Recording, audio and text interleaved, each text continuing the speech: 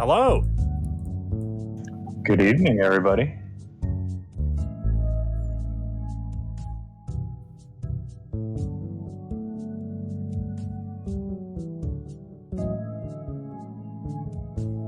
Yeah. That's fine. Yeah. Just you wait. The Lifestream is star. Just you wait. The Lifestream. Oh, there we go. Streamlabs God.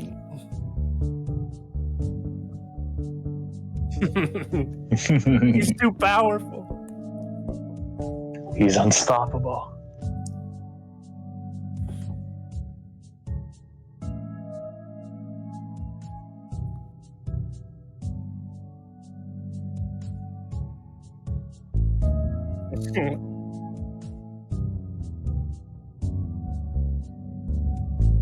There we go.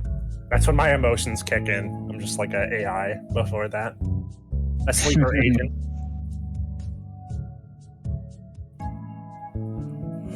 Oh my goodness, excuse me.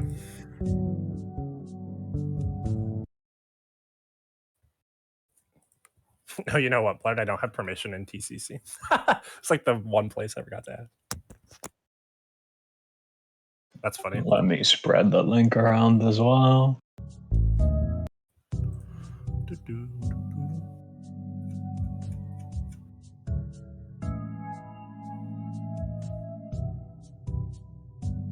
I think we got some people in here.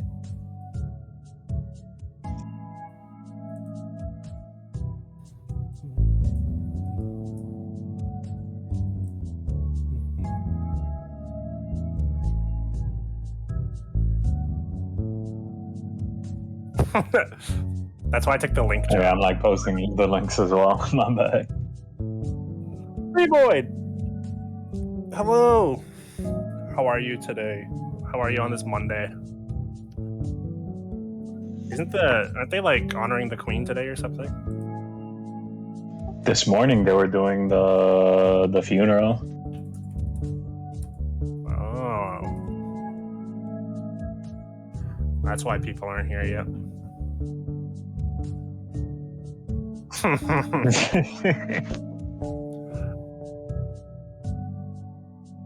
You know, was drinking my morning coffee, looking at the weather, and then, you know, I just see that, and it's like, oh, I guess it's gonna rain, guys, huh?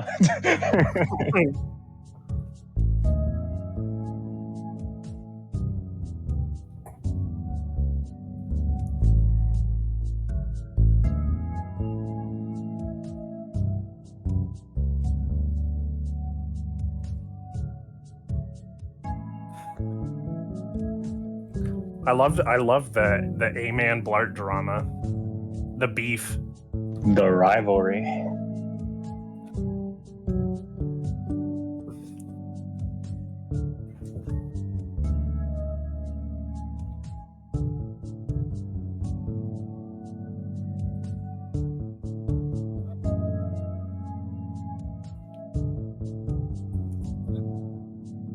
Did you guys not hear Blart? Blart's like talking. He's being so funny right now. Whoa! Oh yeah, no, yeah, I hear you. I can't hear you.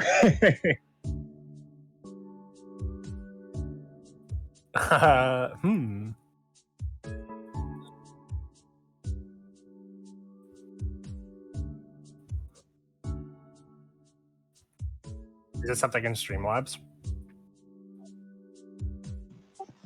Your mic is like your mic settings are there, right?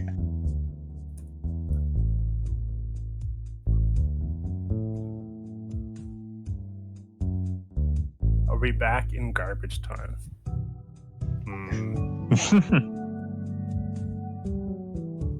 Well, that's a problem. Yeah, it is a problem. Is it really the live stream if we don't have audio issues? Okay, is this any better? I just changed a single setting. Did this fix things, guys? There we go. God, yeah, you're good. You're good. Streamlab God, right here. This man, figuring it out on the fly. No need for help, tech support from anyone. You know what happens? A year of streaming with Raw Life, and I know how to just reach my hand in right there, into the matrix, into the database of the computer, the mainframe, just kind of jimmy the diodes around and get it all fixed up. You're a Streamlabs god! Shut up, BC. Shut up. I don't want to talk about it. Can I give you baby Blart while I make her some meshy nanas? Yeah, sure. Yep, just gonna jimmy the diodes. That's the thing you gotta do. Oh boy, oh boy, oh boy. I need to grab the music from the email.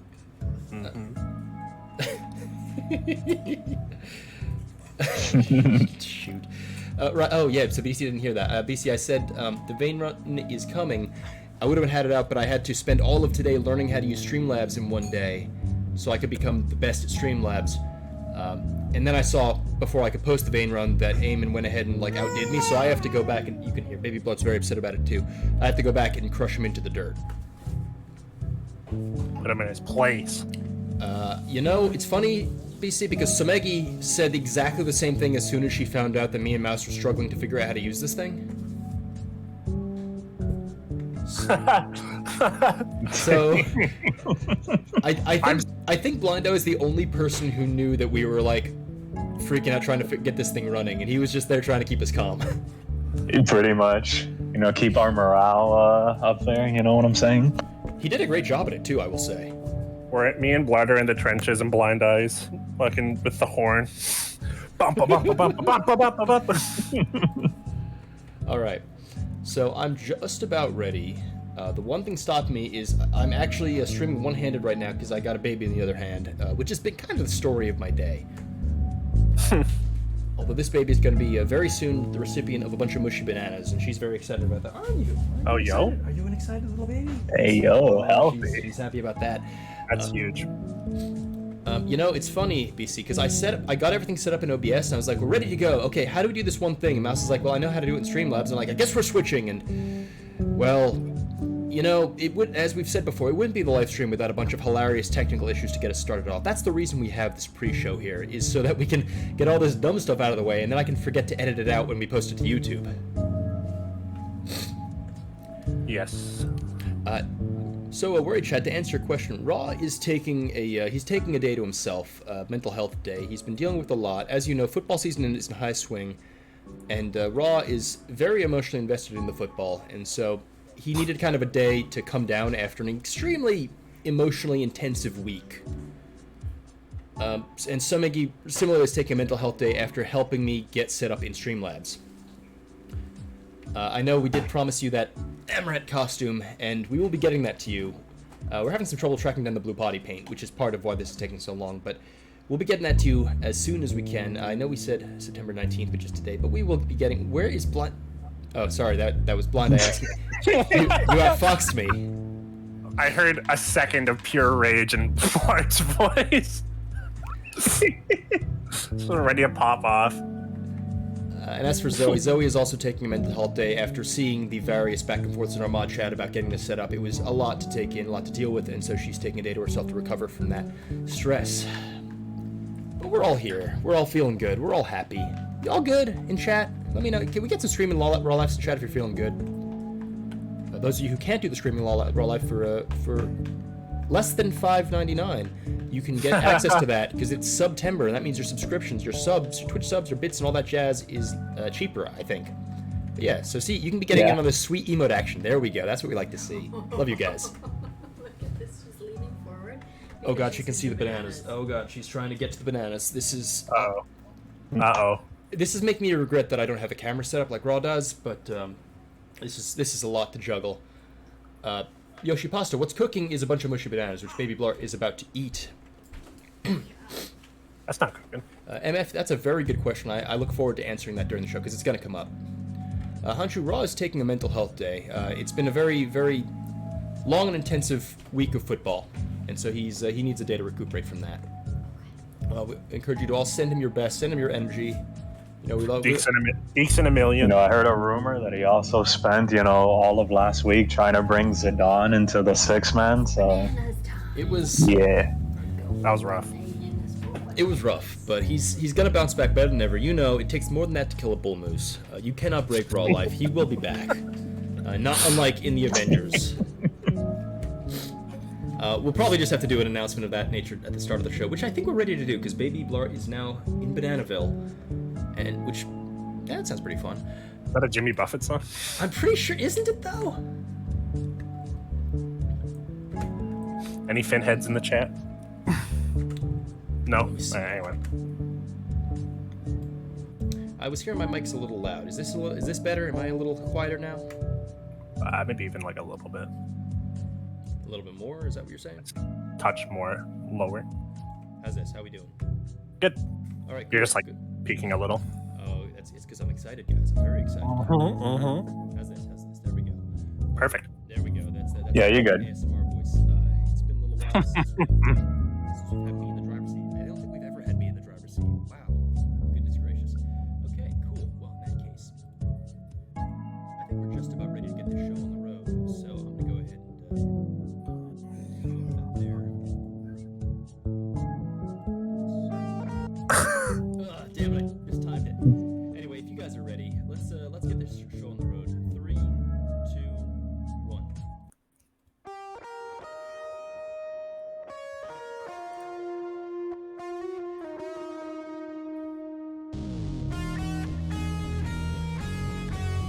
And now it's time to start the show with Raw Life, Bl'Artagnan, and Leaf. This is the Lifestream. Hello. It is it is good to be back, ladies and gentlemen. What does that even mean? Oh no. I hope that went great. That was probably a really awkward transition. Bart, I guess you're a little God, you're a little quiet. God I damn it all. baited you. I baited you. I got tricked by mouse. That's fair. I am, after all, very good at Streamlab. How's this? Is this better? Chat. I don't know. I got cruelly manipulated by my co-host, which is a tradition on the live stream. We got, as you guys know, we have a proud tradition of the host being absolutely shellacked by bad advice from his co-host. Keeping the tradition alive. So you're probably wondering, you're like, hey, who's this extremely handsome but not visible fella doing the intro when Raw Life, who is also an extremely handsome but usually visible fella, does the intro? What's going on here?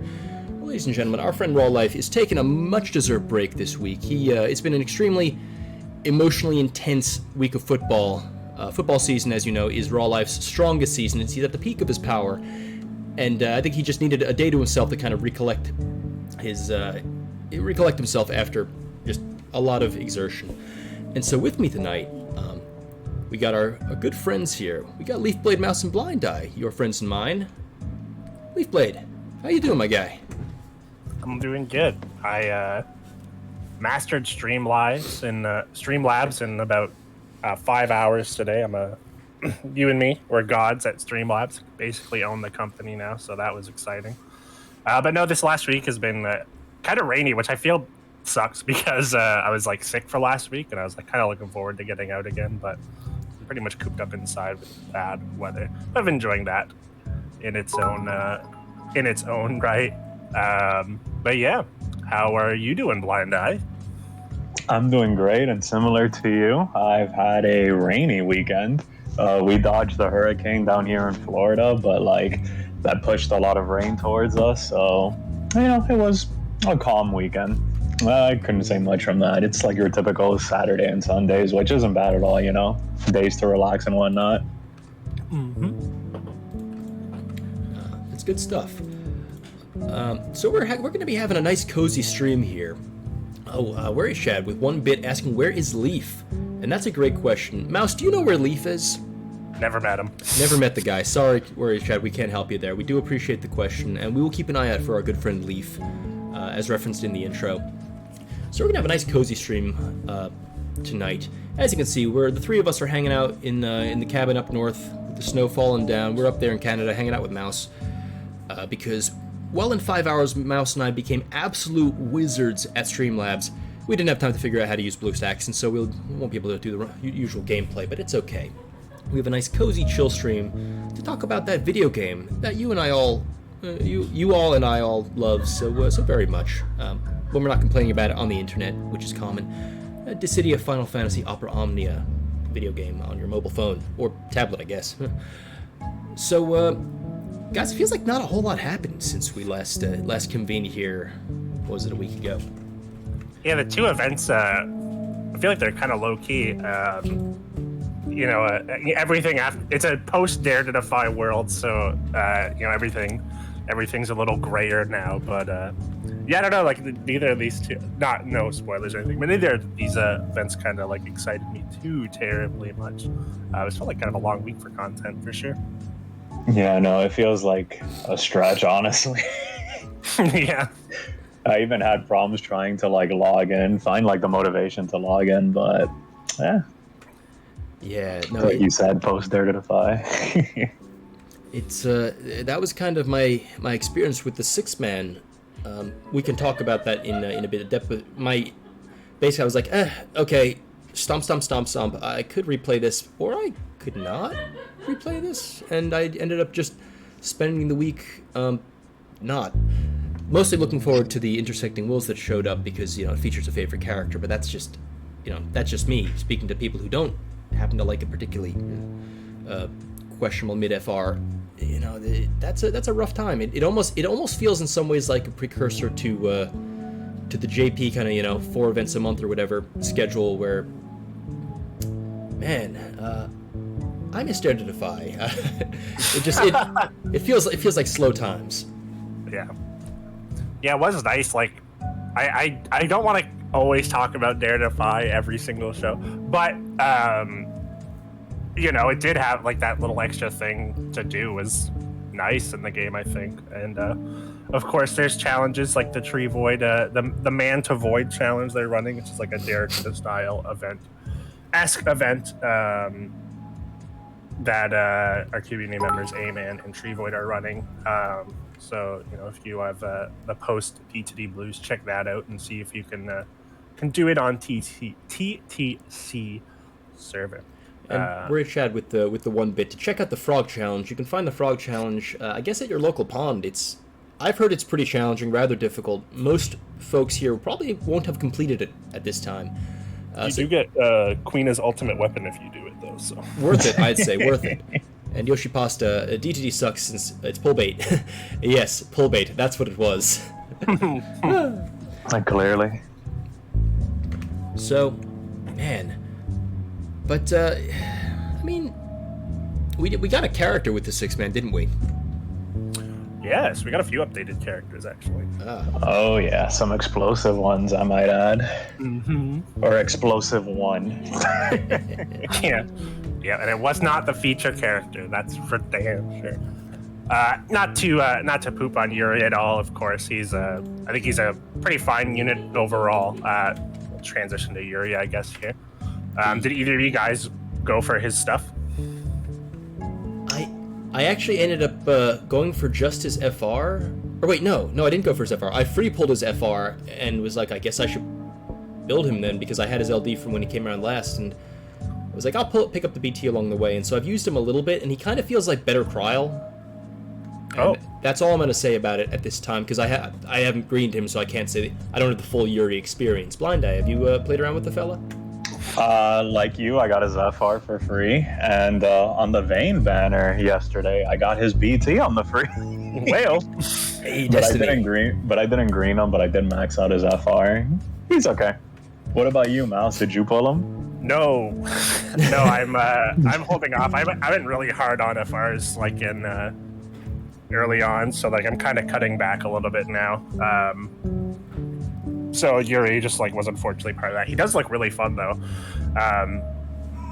Better Kryl is pretty interesting. I kind of like that as a description. Yeah, so his as far as like his changes, his trap now, his trap that he had used to be like 4 or 5 dumps, I believe, before. It was okay. Yeah, it was fine. It was a lot of setup for like not a lot of payoff. It was like 4 turns before you could get the extra 4 dumps, and it's like, is that worth it? I don't know. But now it's like 7 dumps, which when you take into consideration which is fine in its own right. But if you also take into consideration like force effects and HP, the HP modifiers that we have now, that can hurt. Yeah, no, it can hit really hard. I found that because of it's just 3 brave hits without any kind of stuff in between, and so with that investment, it's an okay attack. But during force time, it hits like a truck, and it's instant turn rate too now, which feels a whole lot better. I think that for me, beside the FR and the BT, is like the big change for him is just his trap is an instant turn move now, so it doesn't feel like a bad button to press. Mm-hmm. And from what little I played, it also doesn't dispel both traps. It only dispels the target. Correct. Which is pretty sweet for if you're trying to set up a BT phase or something with his FR. And that's actually kind of why I described him as better Cryo, because I found in my fairly limited play with him, he plays similar to Cryo in that you want him to get a bunch of player turns in order to boost the gauge as much as possible on his turn, and then you mostly just want a lot of off-turn stuff to go off because it's 5% every turn for Holy, and that's a fairly flexible FR to hit, really. It's just make your get turns and do a bunch of off-turn, and it adds up pretty quick. Yeah, and he, if I recall correctly, he party enchants with his burst now, if that's correct. With the FR, he party enchants. The FR. The burst is kind of interesting because it's a blind aura, which explains why it's 6 turns, because they don't really like giving us good long-term defensive BTs, which I think makes sense. It does mean that as like an aura support, it doesn't last as long as like a Kieran or a Bart's or whatever. Kind of Bart's a great example, but you know what I mean. Yes. Right, and I think the BT effect might have to do more so with the fire, which we I guess would go after a little bit later, but it's oddly weird. Yeah, I don't know if I'm per se a fan of his BT effect. Like the stat boosts are nice, of course. He is getting. Let me just take a quick peek here. I can't quite remember. He's getting 50%. But before you read that, we all know the only stat that we care about on BT effects these days are: do they have max brave up cap, and do they have an HP cap? They have both. No. That's all we care about here on the live stream. Yeah, if you do green him, he has max brave cap up by 30%. So it's the gold pretty standard. Good. It's 6 turns, which is pretty low, especially when you consider his biggest damage button is instant turn rate. So if you are stacking up those traps, you are kind of burning through it quick. I'm not really sure why the blind is there. Really. Having not played his game, I believe it is a reference to his game. Someone who's actually played Crystal Chronicles can clarify that, but I thought I remembered hearing somewhere that it's a reference to his the game. The only thing I know about Yuri is that if Chinlinka isn't nearby, Yuri dies. Oh my god. Yeah. Talk about codependence. Oof. Jesus. I didn't know That's that. rough. But yeah, I will say the BT effect does sort of sell itself in the 6-man event that we have,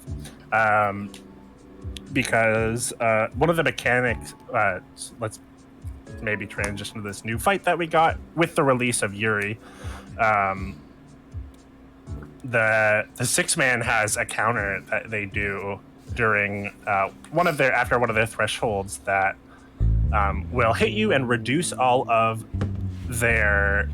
reduce your buffs by 1 turn every time it hits. So if you have this effect on, they just miss, and that doesn't happen at all. So I think like that is what they're like. It's selling the fight very well. I'm just like, in the future, like, why is it? It's kind of like a weird tacked on thing. If it's like a lore thing, that's like cute, but I don't know. For the health of the character or like the future of the character, it's just like kind of strange. I mean, it gives him a niche where previously Yuri's niche was like he's kind of a damage dealer who has some support, which is kind of isn't the most exciting niche, and so this fleshes him out a bit, which I appreciate. He has an insane HP region for like DPS. It's like what, 30% now? Like, it's not often. Jeez, that's like Pinello level. It's not often you find healing on a damage character, so that is kind of nifty. Yeah, for sure. True. We did get some other characters that got updated. Yuffie got some updated. Eldnarsh got an update as well. Is there anything you guys really want to talk about on either of those characters? Eldmarsh? Yeah, go on. No, I don't really have a comment on Eldmarsh. I mean, I think that Eldmarsh has always had a really cool kit that everyone likes a lot. Really just fascinating kind of unique playstyle. Baby Blart is a big fan, as you could hear. And I think the thing that folks are saying is that Eldmarsh is kind of punished by the current era with Force Time. I don't know if I'd go that far. I feel like that maybe Eldmarsh kind of falls in the same camp as, say, like a Paladin Cecil, where they're just shining your toys around, so people just kind of hand wave them as, they're not really worth the investment, which is, arguable. Same with Ultimecia. There are certain returning characters who they got some good upgrades that bring them kind of to modern standards, quote unquote. But because they're not the featured characters, they don't appear as shiny, and maybe they don't take quite as much advantage of the Force Time mechanic. But I don't know. Looking at Eldmarsh's kit, it's like, got the free skills for some more longevity now. Terror has always been a very powerful lockdown mechanic. I don't know. I think Eldmarsh is in an okay place. It just not maybe as over. We have so many good defensive options now that the level of defensive protection that Eldmarsh brings doesn't feel as necessary, and so he doesn't stand out as much as a defensive option, if that makes sense. We have so many ways to protect the party. Why would you bother playing Eldmarsh unless you enjoy the playstyle? In which case, I mean, why am I selling you Eldmarsh if you already enjoy Eldmarsh? Yeah, I think it's one of those things where like the content that we're getting doesn't warrant that like level of lockdown anymore, especially with stuff like Gladio. I'm sure we'll talk about pretty shortly here. It's not like skip Eldmarsh for Gladio, probably, but you know what I mean? Like, yeah. If you can also have that level of damage mitigation or like avoiding the threats of the boss while also dealing damage, then like, is it worth it?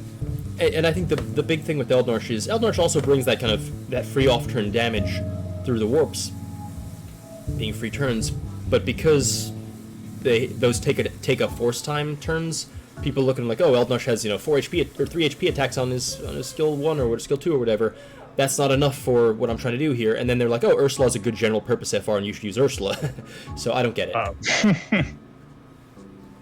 Yeah, it's he's a good character. If you like Eldmarsh, you're gonna use him. I think he does he is a fun kit, and I think the more off-turn or not off-turn linked attackers, stuff like that we get, I think he'll get more fun. Like Eldmarsh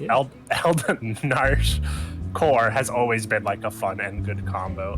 Core is coming out like the next event, so we'll see. I do think he's in a weird spot, but like Mal said, as we're getting these characters that do link attacks, like we know Cisne is coming back in about a month or so with Force enhancements. Maybe she'll be brought on the table and people will start, running Eldmarsh Core and like Cisne. It's like 5 HP attacks in addition to whatever Eldmarsh is doing, so pretty solid numbers. And then Yuffie also got an update. I don't know if you guys have anything to say on Yuffie. I don't, personally. I think like she looks better, but like I don't know if Yuffie is like a character you'd be bringing over anyone else. Really. Shout out to Yuffie's 80% attack aura. Yo, I don't even have Yuffie's LD, so I can't even comment on that. Yuffie is good when she can cheese fights, and they've made fights uncheesable for a long time now, ever since, the last time we saw Dual Hand. Yeah, I also feel like enemies are very rarely putting such meaningful debuffs on you that you would ever want to give them back, where you could just like cleanse them or ignore them. And a lot of them are just auras now, especially with Force Time specifically, or like Force Threshold. I'm not sure what the term for it is, but each time like a threshold gets hit in Force, like new debuff auras are applied to you. So I don't think like very rarely I feel like you're getting debuffed in a meaningful way that would also be meaningful to like reapply onto the enemy. So oh goodness, oh god. So Yuffie kind of in an awkward place, and also something I forgot to mention about Eldmarsh versus Yuffie. Eldmarsh, unique weapon type, so that for Ultima weapon is pretty solid. Yuffie throwing weapon, a little bit Some of you are going to be very happy, and I think those of you who are a very particular breed. Damn. Just throwing weapon just isn't that great. I'm sorry. Yeah, I gotta It's say it. bad. It's bad. With all due respect to Waka. Yeah. And, Do you have a 5 out of 5 throwing? I have to ask. Yeah. Well, this just got really awkward. And yes, Ace is like one of the poster children for like good throwing weapons, but like Lael? Lael is okay. Yes, there's more than like it's better than Whip. Let's say it's better than Whip. It's better than Kuja is workable, and throwing weapon is better than Whip. There we go. Yeah, Kuja is workable. Throwing weapon is better than Whip. You heard it here first, folks. But let's move on to the clear star of the show here, or at least of this cycle. Gladio just got an update, and it's insane. He back. He's back. Yeah, Back on top. The king is back. Felt like at a time She's where the falling moment he over came me, out, we were Lord. getting hammered with these tough fights that pretty sure a majority of people brought Gladio in, and all of a sudden he got a tuning pass, and like we said, it's explosive. Mm-hmm. Good God. What did they do? It's really funny because like most of the stuff, it's like, okay, this is good stuff. This is reason, 20%, 20% HP brave damage, brave gain. That's nice. Okay, good number of dumps on his on-turn damage. His counter is better now. How long is this? Oh, he has LD buff start. That's great. How long does it last? What? Yeah. It does what? Yeah. Yeah, it felt like before it was like we don't want to extend it like at all, and then now it's like, well, you know what, with a new difficulty and whatnot, let's just extend it to infinity at this point. Yeah, if I recall, last time Gladio got a tuning pass, he didn't even like get that much. It was like overflow. Yeah, right? it's just his LD boards were not great. But his character, his kid is just strong enough that like the ability to equip Ultima weapons and LD calls was like a strong enough. Or am I mistaken? He just got C90 now, right? Yeah, this is his C90 here. Yeah. Sorry. His ability to equip Calls. LD calls before was like the strong, really strong aspect of him. And now, like having Ultima weapons, having access to Ultima weapons, it was insane, especially for like the amount of damage this character outputs. I'm kind of an interesting in the off-turn tank meta. Gladio is kind of interesting in that his on-turn damage is actually really good compared to, the other two classics, Galuf and Oron. Jesus Christ. Oron. Oron. I mean, Oron, good show, good television show, but that's another story. There you go. But yeah, do you guys have anything to say about Gladio here? I blued him, and I have the five great swords. So. I mean, great sword, ultimate weapon. It's where it's at. I blued him as well. Definitely feels good. Different compared to Orin, of course. He is more brave game focused. And he also has an HP damage cap-up armor that benefits the party. I think Galuf has one as well, but Orin doesn't. I know Orin's is selfish. Yeah. I want to say Orin technically has a higher off-turn damage ceiling between his blue armor and the way his counters work. That's true. Yeah. That being said, the amount of protection, utility, auras, on-turn damage, comparable off-turn damage, battery, noodle advertisements, just the works. Gladio has it all. It's true. Yeah, his supportive auras when compared to other tanks is like very good. Yeah. As far as like enabling damage goes. And then I will say there's talks of people saying that there's going to be bosses that bypass HP damage reduction. So like Gladio's immortality wouldn't make him immortal anymore. Orin's damage mitigation, at least part of it, is from his debuff as well. So I mean, if you if you have Orin and you're trying to come up with an excuse to skip Gladio, like just pick him up. Especially if Nerd of the Fight comes out, like your singular tank is you're only going to use them in one event. Yeah, or even with like Transcendence, like you can only use Orin once in all of Transcendence. So having these other tanks is great. I think comparing, we've kind of made like a joke in our circle. We've like made a joke about like skipping Galif for Orin and Orin for Gladio and Gladio for Galif for his next tuning pass and stuff. But like having access to all three, like I've found uses for all three of them, and they like all shine in different ways. So like you can never have too many of this kind of character. Yeah.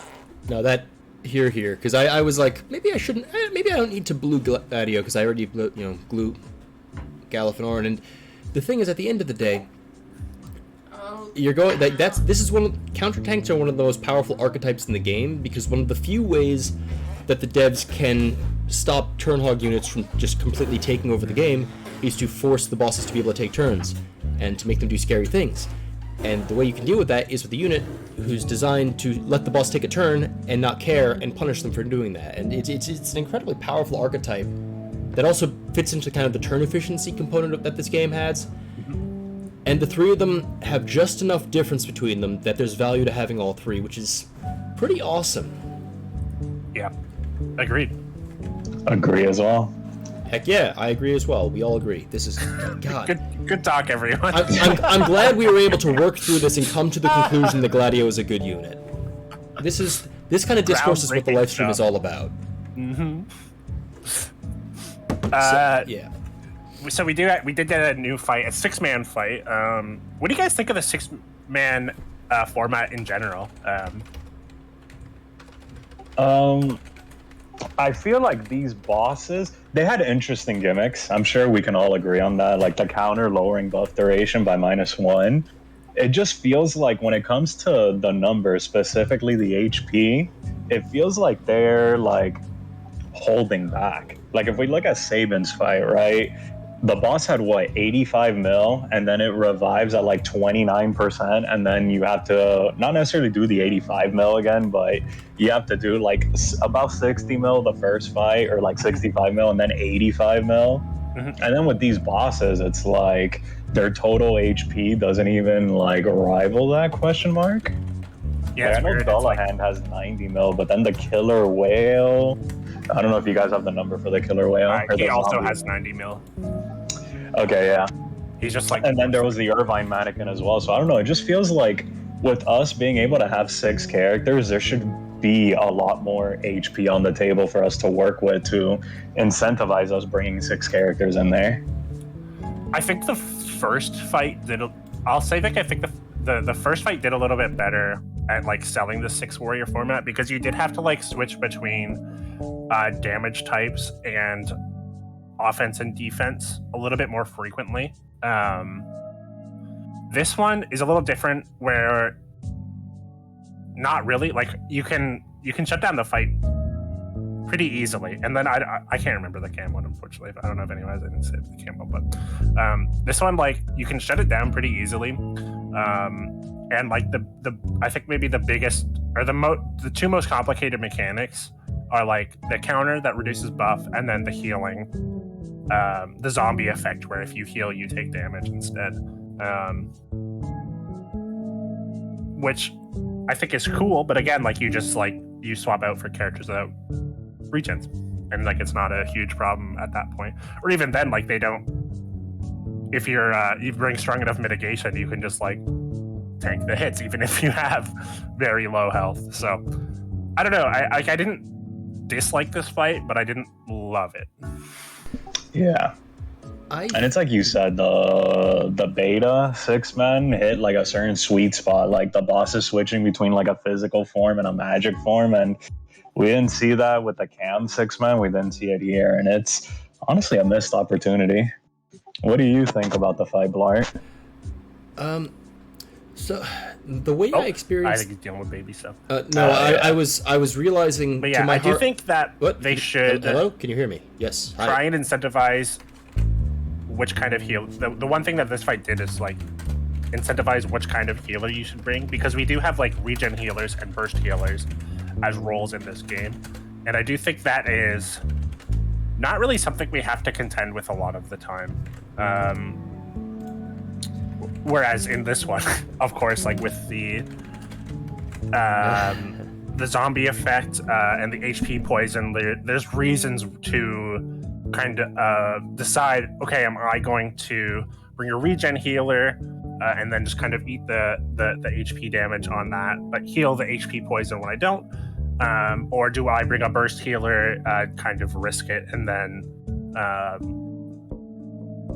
just like heal it all up near the end to make the HP requirement. The HP requirement is also super high. It's like 35,000. So like even if like two of your characters are like at 1 HP, you would likely survive it. Yeah, I think fights are always interesting when HP is a resource that you actually do have to worry about. I think maybe for a little while we haven't had to do that, but it sounds like you're back. Do you have anything to say about this six man here? Yeah, I'm really good at Streamlabs, and the reason I haven't been here is because I realized I wasn't on push to talk on Streamlabs and was on Discord, just creating a lot of background noise for the listeners. So I tried to fix that, and in doing so, forgot that I was on push to talk on Discord, so you couldn't hear me. I'm sure you were really funny that whole time. Too. I'm really good at Streamlab, guys. What freaking god at it. But yeah. The way I experienced the fight was like I said, I played through. I did like a fairly kind of cheesy strat of Kimari blind, Terra spam, kill the Doulahan, kill the whale. It was very really conventional. And I was like, okay, I should do this fight again, try to get a feel for it. And I just looked and was like, I don't feel like it. Something about Doulahan's mechanics always rubs me the wrong way, and I don't know what it is. So the fight didn't look too complicated. It just looked like stuff that it was doing was like, I mean, I can either what's the point? It felt I don't know. I felt a profound ennui with this fight, and I can't really put like an intellectual kind of like, here's the game design reason why I didn't like this fight. I think it just Doulahan pisses me off. That's fair enough. I mean, he does have annoying gimmicks. It's a counter that -1s your buffs or prevents you from gaining breath. And so I thought to myself, I don't want to deal with the counter, so I could bring Edge, but I just did the Kimari thing. So do I really want to dodge cheese it a second time? Just what's the point of this? And before long, I hadn't done the fight and was like, all right, whatever. So yeah, kind of disappointed, but I think part of it was my own like neuroses and not the fight design, because I liked the whale mechanic of the healing turns on and off, and so you have to swap out your healers. That I thought was pretty cool, especially juxtaposed with the HP poison from the Doulahan. So I feel like there was some pieces here that kind of worked. I just didn't feel compelled enough to like explore the fight, you know? Yeah, I think I largely. Yeah, I feel a lot of the same way. I did the fight once, and then I was like, man, I'm over it, I think. Yeah, same here. I will say, one and done. That fight did remind me that Penelo's EX is a burst heal. I had forgotten that. You could probably figure out how I figured that one out. There was a point during the fight that during my run where they were in the zombie aura, and I just needed to charge the gauge, so like I brought Luna and just like totally nuked my entire team to charge the gauge, and then I had to use like a Raijin call that I had brought and like not used to heal my health all back up to meet the HP requirement. But yeah, I not a bad fight, not my favorite. I hope 6-man like I like when I like the 6-man format in general. I want I just want both of the enemies to be equal, equal contributors to the fight. I think I figured out what irritated me about the fight just now. I was kind of meditating on it, and it felt like whether the healing kind of switch out, switch in thing in theory was there, in practice what a lot of people were doing was basically just bringing a single team and the equivalent of 9 calls and blowing it up. And I did that. there just wasn't really anything to stop you from doing that, which, I mean, fair play, right? But in terms of like really getting into the design of 6-man and what makes 6-man unique, that the duality, the modality of the fights, and like switching between different teams and not just different calls is what makes it interesting. And so I think they had the idea to do that with the HP playing with stuff, but in practice there just wasn't quite enough to, like with the magic resist, physical resist thing, that was like no, you have to switch out certain units based on the situation. Maybe something like that. I'm not sure what was missing here, but that was the overall theme of what they needed to, I think, plug in there for me to really gel with the fight. Mm-hmm. Yeah, I agree. It's hard when we have so much player power, even with just 3 units. When you add 6, it's like, you know, it's probably hard to design fights like that. You know what I mean? But yeah, I just want a little bit more out of the format in general, I think. Well, on the bright side, there was an extremely hype and very good and mechanically rich fight, which we had immediately following that. And by immediately, I mean it feels like it was a long time between 6 Men and this. A big content gap. Am I crazy? It was like 4 or 5 days, something like that. That's so long to not be running the fight more than once. It's weird. I think sometimes when they have like co-ops and stuff, that like fights end up, there's like longer time between content gaps and stuff like that. Yeah. But yeah, I expect you to clear the shop and all, you know. The shop. Who even clears shops anymore? That's what 3 times books are for. Clearing co-op shop is for bozos. Skip tickets when. Yeah, so we had an intersecting wills, and this is kind of following the general pattern we have. We have the big main event followed by the intersecting wills / lost chapter, and then we have some kind of event, heretics, character debut, what have you, following that. And so this was the intersecting wills, and we've kind of been talked on the show about the pattern of the intersecting will fights usually be kind of a breather after the more intense main cycle fight, and I'd say that kind of was the case here. Because this was Vayne's intersecting will, and I've been looking forward to this, as you guys can imagine, for a long time. Vayne being one of my favorite characters in this game, probably one of my favorite characters in Final Fantasy, just because I don't know, he has really nice hair. It just really nice hair. Yeah, it's clearly the hair. Separate shampoo and conditioner, 2 different bottles. He's not one of those Head and Shoulder schmucks. You know how it is. Maybe Blart loves him too. You can hear that. The playstyle's good, and so he already had his BT plus. He got himself an FR. I could talk about that FR. But before I do, Jesus, goodness, baby Blart, are you okay? Is everything all right, buddy? Baby Blart loves Vayne. She's really into Vayne. No, she uses shampoo, conditioner, and bar. Oh. All in Damn. one. Oh goodness. God damn. You Sorry. have insulted her. Yeah, no, sorry. Baby Blart took umbrage with what I was saying about the hair care routine. Anyway, okay, MF, you're right. Baby Blart actually loves Vayne, but would prefer that we talk about Leon first. We should have lined up Seinwave for this chat, but we did not. Very busy with other things. Either one of you guys want to talk about Leon? Because Leon's here. Playing a mouse. Do you have Leon's LD? I do, yeah, and I actually did end up using him in a fight. I reran this fight again after I did my initial clear with Leon, and he's fun now. The funny thing is, Leon was maybe one of the only units where potencies was actually the problem with his kit, just because he just couldn't put up any significant numbers ever. But now with his new update, he's doing decent damage, and he's got a sword ultimate weapon, so really popular ultimate weapon. So yeah, I think and his of course his dark enchant gimmick where he's enchanting the enemies to do dark damage and then he absorbs dark damage is interesting and fun. The potencies, baby. But yeah, I don't know. I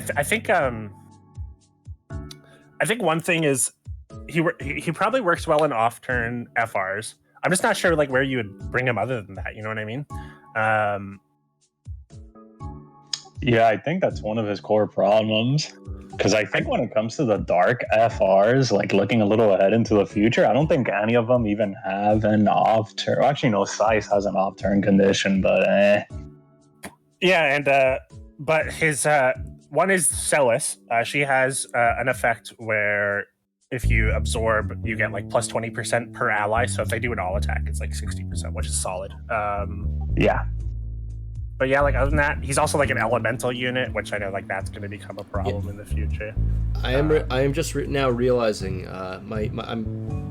the mad scientist in the back of my head is like, oh, because it just occurred to me that Vayne gets off-turn FR bonus from melee attacks, and his trap is a melee attack. So, I think some people need to start building the off-turn Vayne FR teams with Leon. It ain't gonna be me, mind you, but someone should do that. Sice is also melee, and she would proc it twice, right?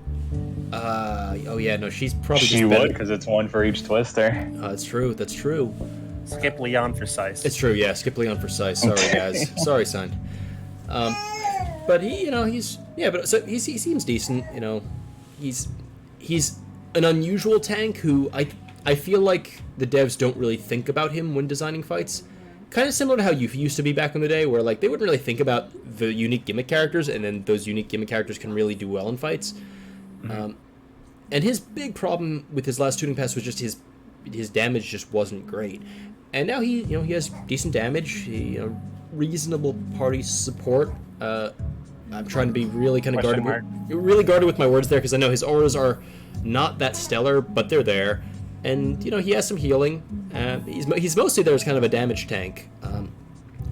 It's just weird because while he has these traps, you look and you're like, he came right after Gladio. Yeah. Like you have to have some very very specific bosses designed to get around Gladio and make Leon look like a better choice, which is kind of rough. And then on top of that, in the next event, we're also getting a defensive behemoth as well. Yeah, with that, yeah, for sure. Yeah, it's hard. Yeah, I think he's a hard sell at this point, but yeah, he's very good character, he's hard very sell. usable. Which is funny given what I'm gonna, given the character we're about to talk about. Speaking of kind of hard sells, character comparisons, things like that, because I kind of just set up this whole argument about how he doesn't compare favorably to some other guys, and I'm gonna try to tear that down right now, because now I want to talk about Vayne, the feature character of the event. He's getting his FR, BT, my favorite character, Baby Blurt's favorite character. I think she's calmed down. And the so hair care on point. Yeah, no, you know it. And so Vayne's FR is, it's a turn hog FR. It's like the Tidus FR, like the Terra FR, which is what the FR is that it's being compared to. Because when it goes off, it re-breaks, it gives him 3 turns of his free turn buff, and it basically triggers whenever you break the enemy, whenever Vayne deals melee damage, or whenever an ally deals melee damage. Kind of similar to Yuri. It's actually a very similar flavor to Yuri, except with breaks as the thing you want instead of holy damage. And melee damage is the off-turn trigger specifically, which is actually a little limiting, because only I think Sice, Young, and Core trigger that, if I'm not mistaken. And Leah, well, I guess trap characters too, but you're not realistically going to be running them alongside Vayne for his FR. So Vayne's deal. A lot of people have been. I feel like there's this kind of false equivalency going around where basically people are saying, oh, well, I'm going to skip Vayne because, he's just a worse Terra, he's just a worse Tidus, or he's a melee Terra, whatever. And I think I need to play around with him some more, but on paper he looked like largely a worse Tidus. Because the big advantages he had over Tidus, I'd say, are he brings party auras as opposed to debuffs, which is just kind of, that's a trade-off sort of thing. And he trades some personal damage for way more free turns and a much bigger... What? Sorry, I'm getting confused by reading chat. And a much bigger force time modifier, assuming you manage to pull it off.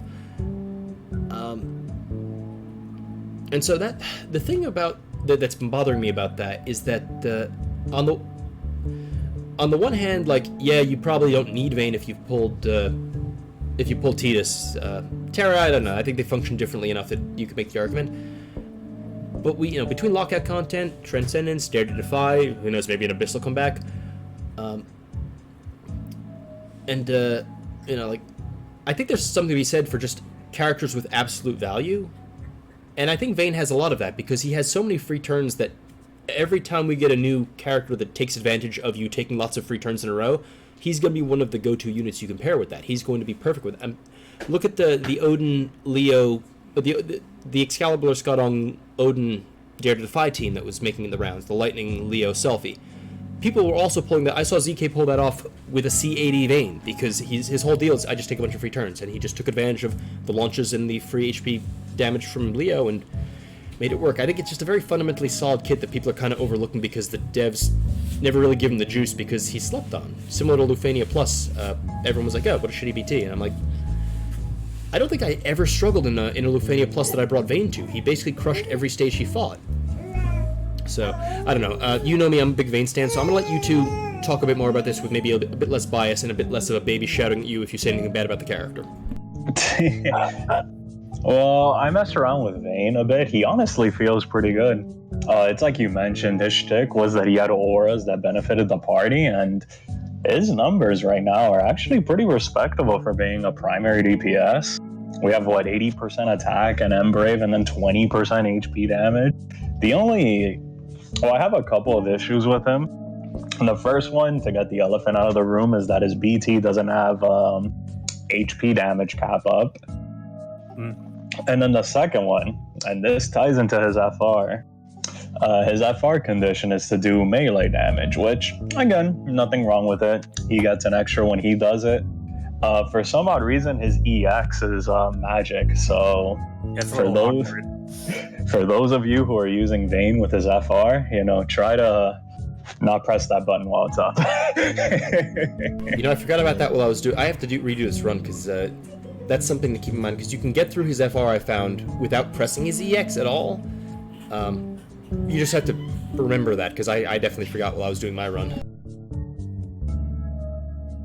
Yeah, for sure. That's pretty much the only two issues. I mean, you can obviously bypass it or work around it, but they are issues that need to be addressed. And overall, he's pretty solid, more or less the same. He's just got a tuning pass to, be better at what he does. Yeah. I do also like that his LD is now 4 full HP attacks. Like, my God, it feels so good pressing that button now.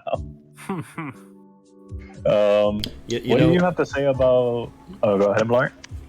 I shouldn't say this because it's just going to enable him. But there's another character who has 4 full HP attacks on one of his skills. And he's a fan or not? He's a favorite of the Lifestream.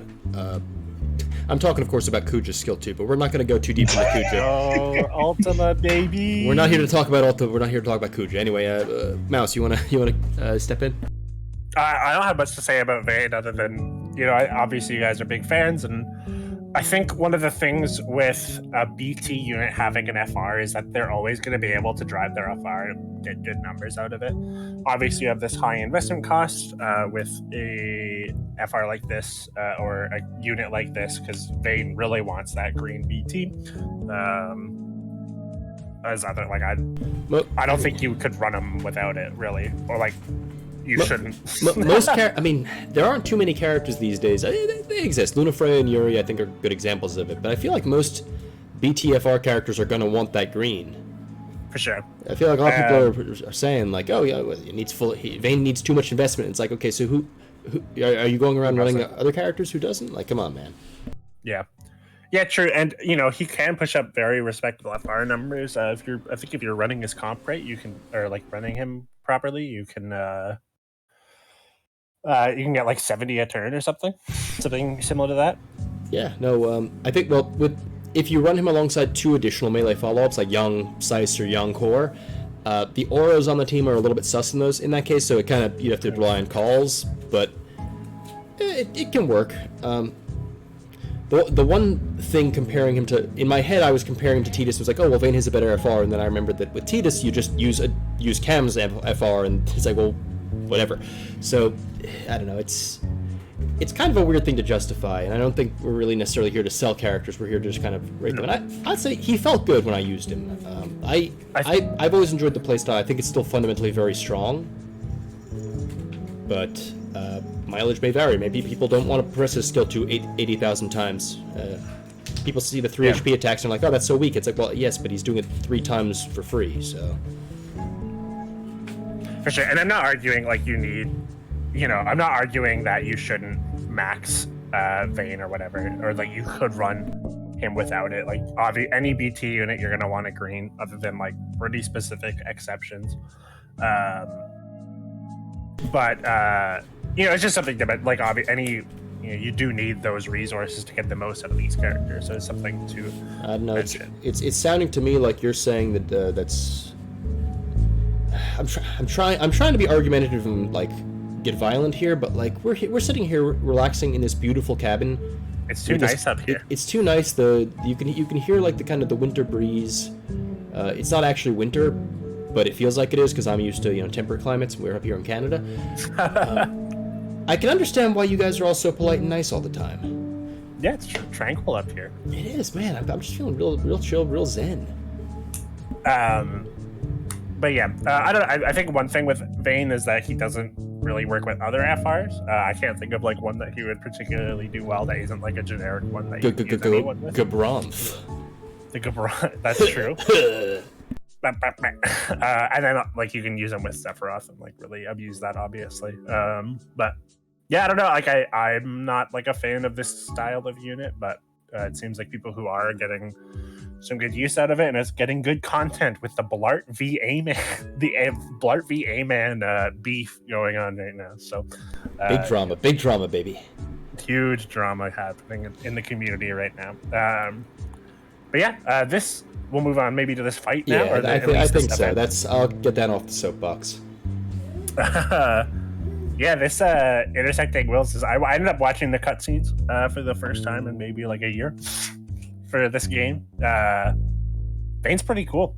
I've never played FF12 very seriously, but he sold me as a character in this in these cutscenes here. He's fun. You gotta love a villain who's actually practical with the steps he takes. Yeah, and he had a pretty cool line where he's like, you have to shake the hands of madmen to get what you want in this world. It's like, holy shit, this guy's cool as hell. I liked that, I respected it, and I loved how basically he saw Kadaj and Jagran like, these two are goobers, I can manipulate the hell out of them. Yeah. Yeah. You talking about Vayne's IW? Oh yeah. Oh yeah, it was a pretty entertaining IW. I also kind of liked how Arden and Golbez saw through it because he wasn't just chess mastering everyone. Like I don't know, it created this nice sense of okay, it's not just a boring invincible political villain that outplays everyone. It's okay, he's outplaying some people and not outplaying others, and that's kind of cool. Yeah. Except he kind of did outplay them because then Kadaj, no spoilers, it's stuff happened. Yeah, it's a fun one. I think if you haven't watched it yet, you should go back and do it. But and then we got a new event where you fight. Kind of mentioned by Blart here. You fight Arden and Golbez, who are not fooled by Vayne's attempts at manipulation and instead turn their swords on him. Yeah, I don't know. I like this fight, I think, overall. I kind of mentioned it last stream, but I enjoy fights that you fight units that we have access to, especially if they end up getting translated pretty well. And I think, Arden more so than Golbez for sure gets translated pretty well into this fight. Do you guys have anything to say about this fight at all? MF actually brought up, I think, one of my favorite parts of the fight, which is the noise Golbez makes when you launch him. I'm not familiar with it. Can you do an impression real quick? I only heard it a couple times, so I'll do my best, but it was something like a... What? Golbez's voice actor is one of my favorite. He's one of the reasons I love Golbez so much in this game, and he just I don't know, just either play the fight or just like look up a run of someone. Cross did a run where he uses selfie, so he launches a bunch in there, and you can hear just fly, just like and it's great, just great grunty noises. So I highly recommend giving that a listen. Well, damn. In terms of the fight was pretty interesting. I'd say it's a little less so a throwaway fight. Like, there is the AoE HP attack that Arden does at the beginning, and then there's the invulnerability when they pop their FR. but it can get canceled pretty easy. But me and Blart had this sort of discussion where when a fight is permanent, they tend to sort of like be a little laid back. I will say, out of these permanent fights, these guys were pretty bulky compared to the usual like permanent fights. Like, we can look at last month, and you can look at Ursula and Reno, who had their IWs, and they were Ursula's, especially, was pretty bad. Yeah, pretty bad. Weak.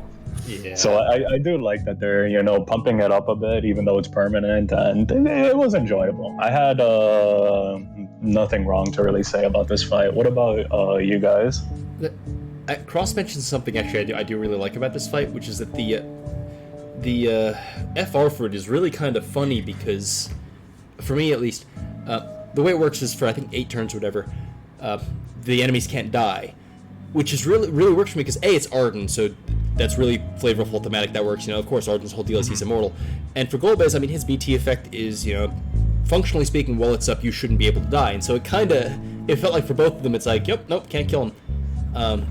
Which really worked for me flavor-wise. I'm also playing through FF4, and there's like a weird scene where you actually blow Golbez up and kill him, except his hand crawls away and he lives, and they never explain it. So I'm assuming that's what's going on during this Force time. What? I'm not even joking. It just, you kill him, you beat him, and you're like, great, we killed Golbez. All right, guys, let's set. And then his hand just crawls away, grabs the crystal you're trying to save, and teleports out. And you're like, what? And that's it. They never go back to it. Gotta hand it to him. That was pretty crappy. Good lord. Good lord.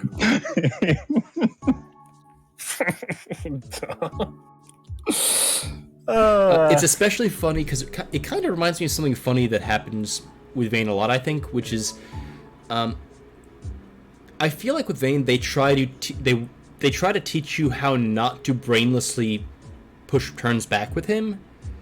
Because Cross is mentioning in the chat, like, if they go into Force time and you don't have a melee FR to cancel it, which isn't hard to do, admittedly, then you're in trouble if you push them all back all the way and you just have to wait for them to get back to you 8 turns later, you know. And that run, like with the Raffalasias, back when he got his BT, it was the same idea of, you know, you don't want to push the bosses back too much, you want to control their turns, not just mindlessly delay them. And I've spoken, it feels like it's been a long time since I've gotten to talk about this, but I love when the devs feature a character in a way that teaches you how to use them to the best of their ability, as opposed to just single-mindedly, like one-dimensionally. Yeah, that's interesting. I haven't played Vayne, so I'll take your word for it. It's believe me. And how do you guys like that we're actually fighting characters that we ourselves like play, and for the most part they stay true to their character? Yeah, I'm all about that shit. I want them to have more fights like this. Even if we just get mannequins that like play kind of similar to how units we have. I love fighting. You say that, but we're going to be having to deal with the Pinello mannequin again now. Yeah, that's fine. EX me, Pinello mannequin. God forbid there's terrifying. a whole FR mannequin. And next time Pinello mannequin comes in, put the heal on too. Put the heal on the EX too. Yeah, no, that'll be fun. I always really like when bosses are thematic and make sense. Like that's happened in a few different fights we've seen, where even with like the boss monsters,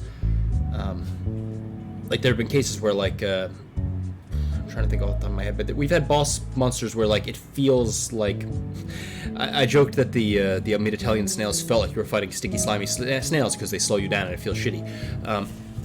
But there are better examples than that, and I like that. I love when they translate flavor into mechanics, and it's especially easy to do, I think, with characters, because we're so intimately familiar with the kit that they don't have to do too much to make you feel like, oh yes, this is what they're doing. Yeah. That said, I know that move, kind of. That said, what? They gave Golbez Paralyze and Dark Enchant, and I feel like that should have been Shantoto, is all I'm saying. How come enemy Golbez is better than the Golbez we have? I know, right? He has that binding cold spell that paralyzes. That's bro. Give him that. That's strong as hell. Yeah, I don't know. What did you end up running for this fight, Blinda? I ended up running Luna Freya, Ursula, and Gladio, so nothing too fancy. I used Ursula to cancel the FR. They only FR'd once, but it fulfilled the condition being a melee FR, and I just canceled it. What did you end up running, Mouse and Blart? I am on the off-turn counter. I don't want to say Saga because of the connotations that it has, but I'm running it a lot. Reno is my guy, even though he sucks. But yeah, I did a Reno, Gladio, and Yang run. No, zero Aura in that team, but it was fun. I ended up, don't think I capped an attack once ever, but I still ended up only using one FR time. I did misplay a little bit and activate their FR time pretty late into the fight. I think around when they were at like 2 HP or something, and then I had to like ride that out for their 8 of their turns. Which when you have units like Young and Gladio, takes a while for those 8 turns to go by. But it still ended up as a W. It's just funny. I will say you're dead to me for using Reno, but that's okay. We'll move past this. Yeah, and it's a lot of animations, my god, but that also sounds really satisfying to do, I have to say. It's pretty good. It's watching them kill themselves, and they have a decent amount of physical attacks, even though I feel like Golbez is like a mostly magical unit. His Glare Hand ends up being a physical attack that, like, with Reno, is 50%. So a lot of Golbez's attacks, at least as a character, are mixed. They're actually coded as both melee and magic, which is hilarious. There you go. Yeah, because the dragon, I think, does the physical portion, and then he does the magic portion. Mm-hmm. Which is almost never to his benefit, and this is another case where that's once again becoming apparent. I look forward to using Golbez to trigger both melee and magic FRs in the future. But yeah. I ended up using Vayne, Yang, and Charlotta, which worked really, really well, because if the one issue with Vayne and Yang together, as we mentioned, is like the lack of auras and trouble capping, and Charlotta just kind of BTs, and it's like, alright, here we go. And in the event that for some reason 2 Vayne FRs can't kill, and I only needed to use 1, it was very strong, actually. Hey, backup FR with Charlotta, so that's cool. There you go. But yeah, no, I mean, synergy, so, take that with a grain of salt. But I thought the Vayne Yang thing felt really good. And this is coming from, Cross can tell you, I was kind of chatting with him and just being like, man, I think I'm anti-hype about Vayne now, and it feels okay now. I think people are maybe sleeping on him a bit. How far did you get his FR, if you can remember? I want to say mid 800. I think it ended around 850, maybe the low 800s. I know it was 800 something was the last turn when it went off, but I also realized after the fact that there's a cool trick you can do where if you Vayne BT or Vayne BT plus, then use refresh Young's LD buff, then go into Vayne's FR, the timing will be such that Young will attack after Vayne's follow up, and that'll be it translates to more damage because of the way the force bonuses stack up. Right. And I look forward to trying that out because I didn't know about that at the time. Good stuff all around. Shoutouts to Eamon, who I will steal that from. Vayne broken. What the hell? Vayne OP, man.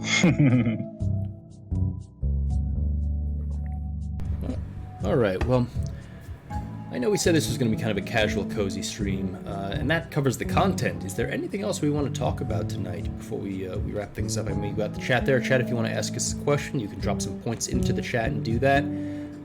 I only say the points thing because, like, it's either you gamble on points or you use the points to ask us questions, so you might as well spend the darn things.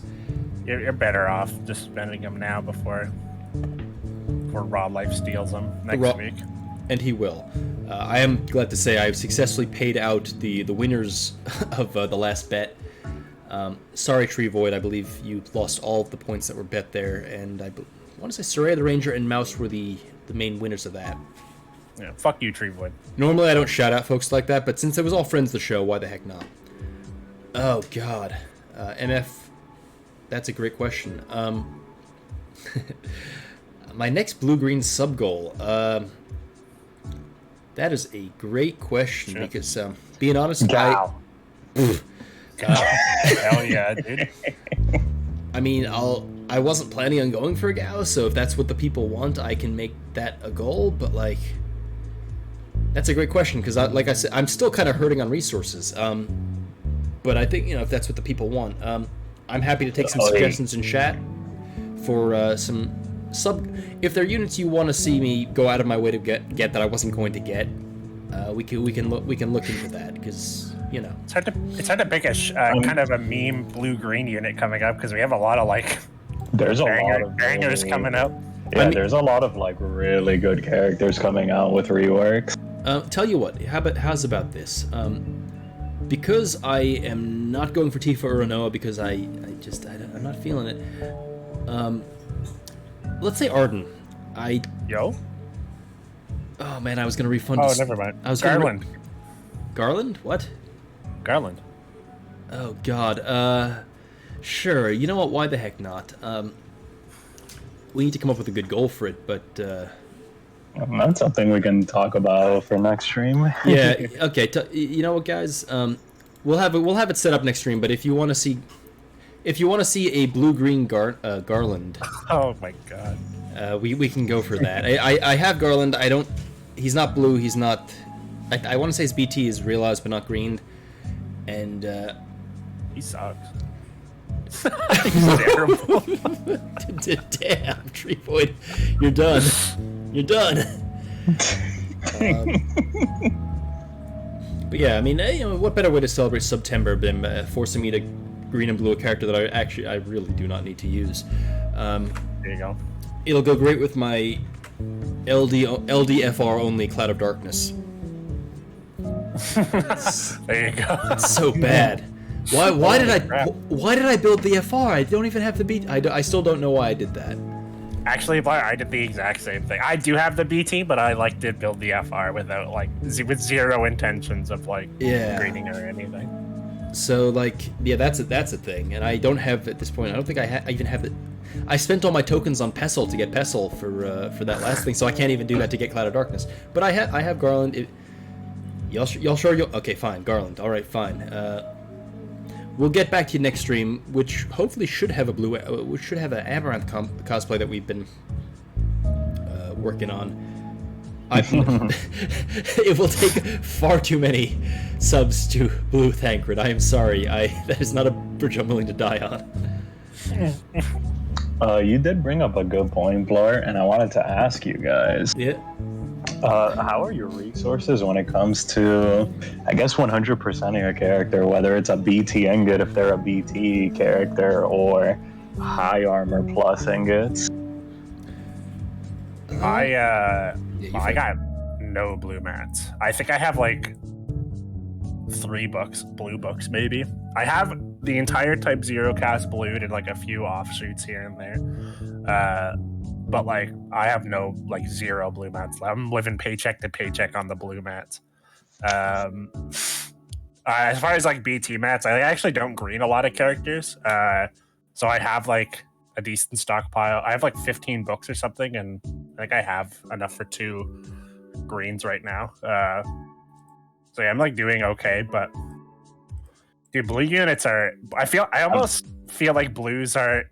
They're not more impactful than a green unit, but the fact that any unit can have a blue armor is there's so many good choices. It's hard to.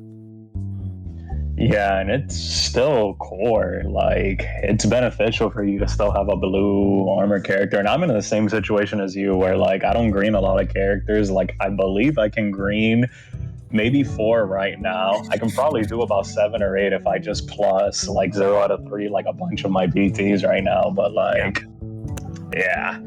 But these high armor pluses, man, that's I'm basically going paycheck to paycheck. Yeah, I've been saving just a little bit, and so now I have enough that I could blue 3 units if I wanted to. But I have, as far as green resources go, I have 2 books, and that's it. No ingots. Damn. So it would, Which does mean that if we were to, like, I don't know, force me to blue-green garland or something, I could book 2 of my things, and I think by the next event I'd have enough resources to do the next one, but then you guys would really be ruining me at that point. Yeah, and then, I mean, I think for veteran players, I think the FR resources aren't as big a deal because you have that stash of power stones to dip into if you need it. Yeah. Like, I have, at this point, I'm sitting at 10 power stones along with, like, 1,000 regular power stones. But, oh, Blue Lion, Jesus. That is the Semegi special there. Oh, I have a bunch of power stones still lying in wait. Like, I haven't sold a lot of my weapons. It's like, I guess, a little false sense of security that I have. Telling myself that I have like 800 power stones, in my box just lying in wait. The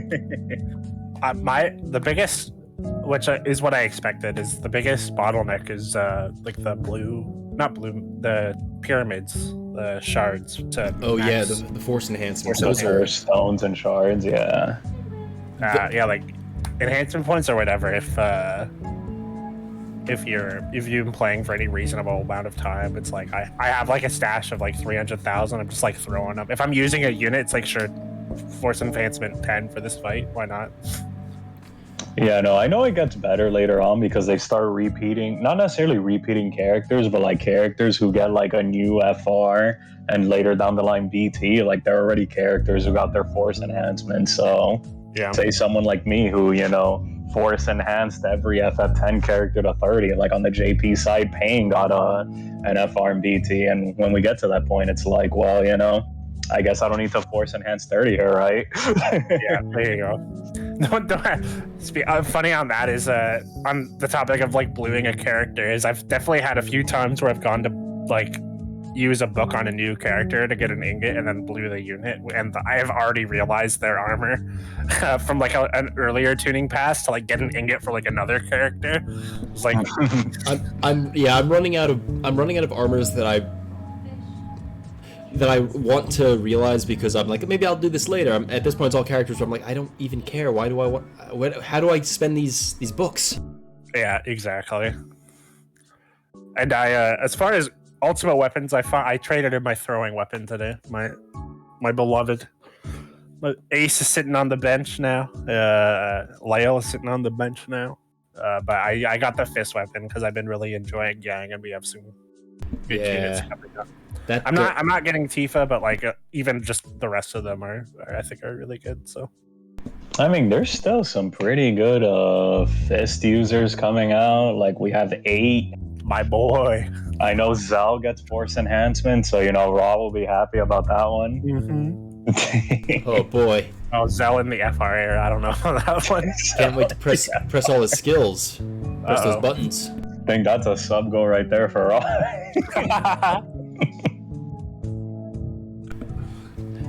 Yeah, no, there's some fun units. I swapped one of my greatswords for a fist because I had 2 of the dang things, and I've been happy with that just from Yang alone. So the fact that 8, I like 8, he'll be fun. Gao, that's cool. Tifa, I guess. Oh yeah, Gao is soon, and East Fist. Like, good lord, Fist is gonna be eating, and I know later on Sid Reigns is gonna be a hyped up FR and BT. Yeah. Yeah, I'm actually planning next month to swap my my short sword for a dagger for Faris. Although I don't know if there's like any other good stuff to pair with that, and so I'm like, am I making a terrible mistake here? What about the best BT plus of the dagger? The first month Zidane is getting a... Well, in Celeste's cycle, I believe it's Thancred is getting a rework, and Zidane is the returning BT plus that gets a small rework, so it could be some potential there. It's funny because that's just in time for me to swap the dagger out for another greatsword once elemental lockouts roll in, but Faris is useless.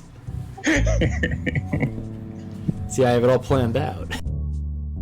But yeah, even if you are sticking with the dagger, like Locke gets another pass, and then Willis at FR. I mean, yeah, Locke, that's a character I use. Yeah, famous with his instant turn rate HP. Oh god, that does not sound like good times. fuck luck. Yeah, they did him dirty. Yeah, I'm looking. There isn't. Maybe I should just turn this sword into another great sword and just go for 3 great swords. That feels like the way at this point. You go. I am excited for Agrias getting her tuning pass. It's been a hot minute since she got her rework, but her last tuning pass was just incredible. Oh yeah, no. Agrias was. I mean, that was the mascot of the Lifestream from early Lufenia Plus, late Lufenia era. For those of you who are watching, that was the official. The whole cast blew their Agrias, and she did us all very. Worked real well for us. You know, she was very good during Vayne's cycle, along with Vayne, who was also good during his. See, I'm getting back on the soapbox. This is not healthy. Not healthy. Scream it from the rooftop. Vayne BT Plus was good, but anyway, that's not why we're here. But yeah, oh god, the no buff, no overhead Agrias. God bless the fond memories on the live stream of Raw's Agrias putting in God's work. Should we think about maybe wrapping it up here shortly?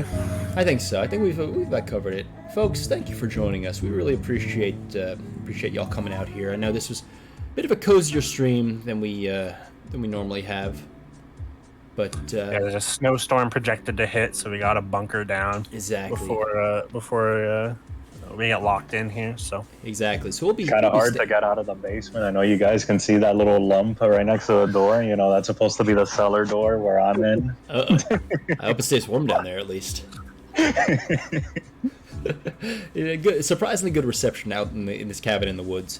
But thank you all for joining us. We really appreciate y'all turning out here, and we look forward to seeing you next week. It'll be Raw Life will be back and better than ever, more powerful than ever, possibly bluer than ever. We'll see how that goes. But yeah, with that, gentlemen, closing thoughts. I guess good luck into your polls for the next event, guys. Have a good night and stay warm. Yeah, thanks for coming by, everybody. Don't forget to buy Bayonetta 3 when it comes out on the Nintendo Switch, and keep warm in this snowy weather. That's the spirit. All right. Adios.